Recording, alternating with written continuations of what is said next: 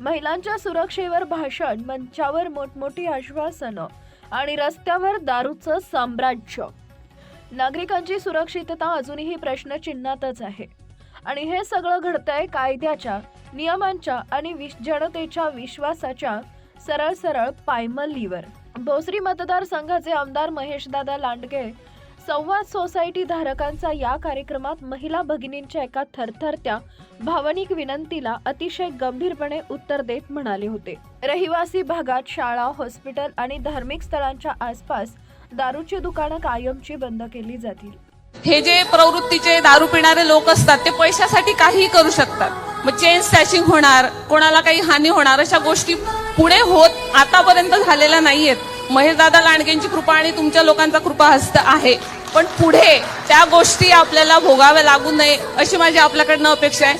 कृपया तुम्ही पेट्रोलिंग सुरू करावं संध्याकाळी, ही कडकडीची विनंती आहे आपल्याला. इथे जे काय आता त्या माझ्या एका ताईंनी सांगितलं, पहा जिथं वाईन्स आहेत, वाईन्स दुकान आहेत, दारूची दुकान आहेत. साहेब, पहिली गोष्ट, ज्या ठिकाणी लोक राहतात त्या ठिकाणी या संदर्भामधल्या परवानग्या दिल्याच नाही पाहिजे, या भूमिकेशी मी आहे.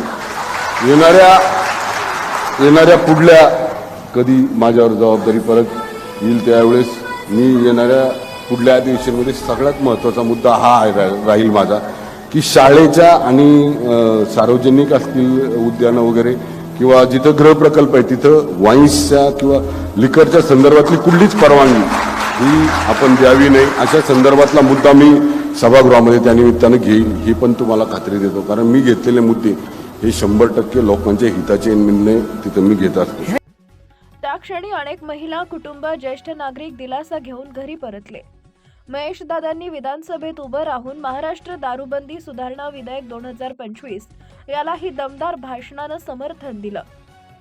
अध्यक्ष महोदय, माझ्या परिसरामध्ये या दारूबंदी संदर्भामध्ये काही तक्रारी होत्या. जर त्या परिसरातल्या नागरिकांचा जर त्याला विरोध असेल तर ते दुकान कधीच चालू झालं नाही पाहिजे. त्या एक्साईज अधिकाऱ्यांनी ते मंजूर केले. त्या एक्साईज अधिकाऱ्याच्या घराशेजारी ते दारूचं दुकान उभं केलं पाहिजे, अशा प्रकारची कायदा त्या ठिकाणी आणला पाहिजे.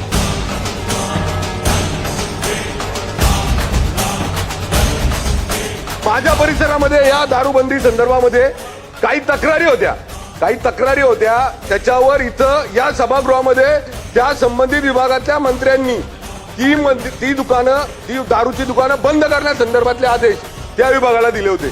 अध्यक्ष महोदय, ती दुकानं बंद झाली.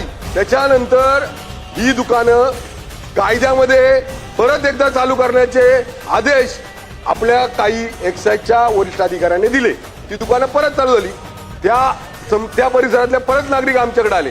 अध्यक्ष महोदय, हे बिल सुधीर भाऊंनी आणि अतुल भाऊंनी आणल्यानंतर माझी प्रमुख मागणी अशी आहे या बिलाच्या माध्यमातून की या बिलाला तर मी समर्थन करतो, पण याच्यामध्ये जर त्या परिसरातल्या नागरिकांचा जर त्याला विरोध असेल तर ते दुकान कधीच चालू झालं नाही पाहिजे. आणि जर संबंधित अधिकाऱ्यांनी त्याला परवानगी दिली तर माझी आज सभागृहाच्या माध्यमातून या बिलाच्या माध्यमातून मागणी आहे की ते जे दुकान त्या परिसरामध्ये ज्या लोकांची मागणी आहे की ते बंद व्हावं, तेच दुकान ज्या एक्साईज अधिकाऱ्याने मंजूर केलं त्याच्या घरात शेजारी जाऊन ते दुकान उभं केलं पाहिजे. त्या बिल्डिंग मध्ये त्याच्या ज्या एक्साईज अधिकाऱ्यांनी ते मंजूर केले त्या एक्साईज अधिकाऱ्याच्या घरा शेजारी ते दारूचं दुकान उभं केलं पाहिजे, अशा प्रकारची कायदा त्या ठिकाणी आणला पाहिजे.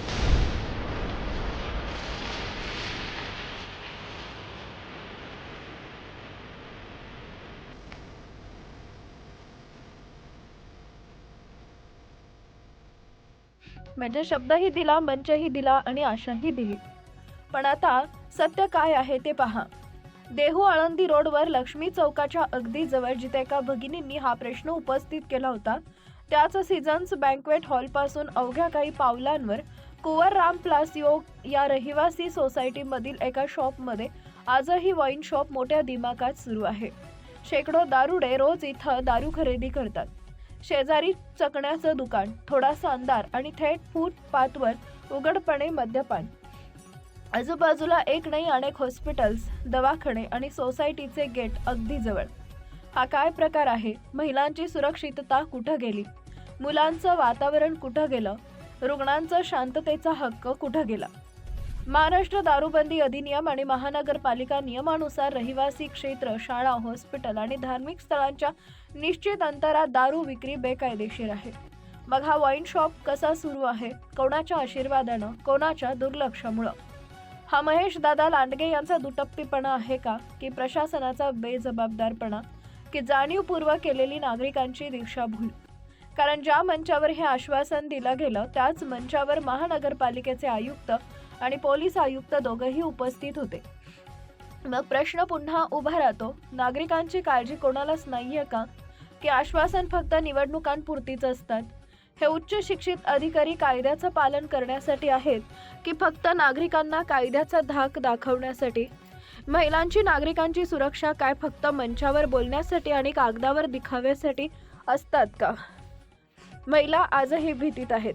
संध्याकाळ झाली की रस्ता बदलतात, मुलांना बाहेर पाठवताना घाबरतात. परिसरामध्ये अराजकता प्रचंड वाढली आहे. महिला तर काय, पुरुष सुद्धा घराबाहेर पडायला घाबरतात.